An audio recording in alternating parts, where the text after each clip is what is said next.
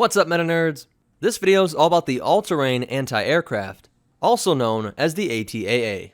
It was manufactured by Rathana Heavy Engineering, the same people that gave us the ATTE, and was the company that was a subsidiary of Kuat Drive Yards, who gave us most of the other Imperial walkers. At a length of 18 meters, or 59 feet, it was a Wookiee shorter than an AT-AT, and at a height of 16 meters, or 52 feet, it was nearly as tall as two AT-STs.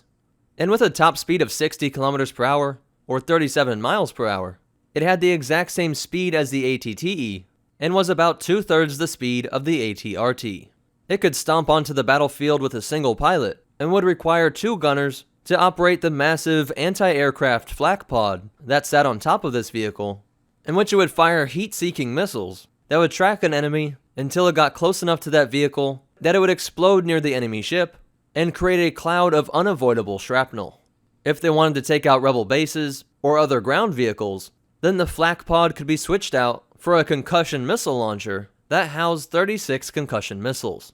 To address ground troops, there were also gun ports added to the sides so that the stormtroopers inside could fire out, but the amount of stormtroopers that it could carry was unknown, and why the Empire was so extremely cheap with this option is a bit of a mystery too. Instead of just adding some laser turrets that could have been operated from the interior, they must have thought that they already spent enough money on the anti-aircraft missile pods, and so they just cut some holes in the side.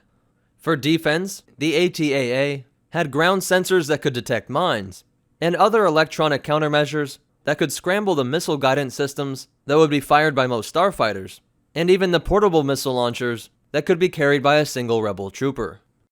The ATAA was originally designed for the Clone Wars, but would not start production until the reign of the Empire, and would finally see use in the battlefield against the rebels in the Galactic Civil War. Originally, it was only designed to carry those flak missiles, but after numerous battles with the rebels, they realized that the ATAA would be more versatile by having the option to attach those concussion missile pods, and some Imperial commanders decided to have a split of some ATAAs firing concussion missiles and some ATAAs taking out enemy ships. Perhaps the best demonstration of their abilities was during the Battle of Kalaan, which occurred 1 year before the Battle of Yavin, in which the Galactic Empire was able to roll over the rebel forces and completely destroy the city of Kalaan by having the perfect balance of AT-ATs, ATAAs, AT-STs, AT-PTs, and 74Z speeder bikes.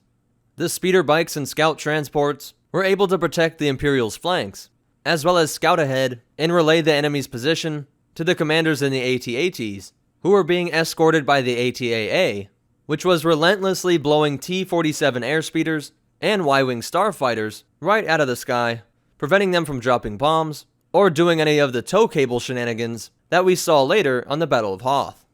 The rebels' ground forces composed mostly of T-1B hover tanks, and later reinforced by the T-3B heavy attack tanks. But although the rebels were able to take out a few Imperial vehicles, the defenses provided by the ATAA made it so that the Imperial armor could literally walk all over the rebel forces, and then to make it even worse, the rebellion's lack of anti-aircraft abilities meant that while all the fire was being focused on the AT-ATs, TIE bombers were able to swoop in, disrupt the rebel lines even further, and then drop bombs on the city until it was completely demolished, along with a total defeat for the Rebel Alliance.